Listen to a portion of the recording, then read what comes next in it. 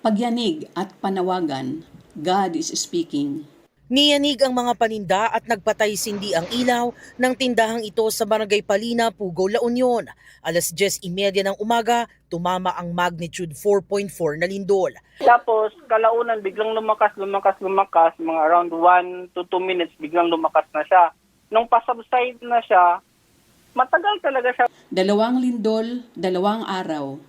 Isa sa hilaga, isa sa timog. Coincidence lang ba ito o may gustong ipaalala sa atin ang Diyos?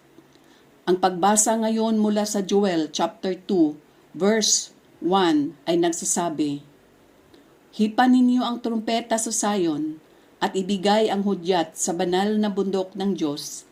Manginig kayong mga taga-Huda, sapagkat malapit nang dumating ang araw ni Yahweh."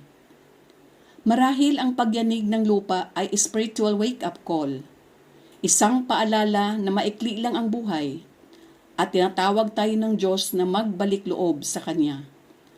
Habang tumitigil ang pagyanig, naway ang puso natin ang muling gumising sa pananampalataya, pag-asa at pagmamahal sa Diyos.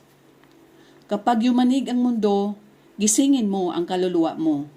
Magbalik loob sa Diyos habang may panahon pa.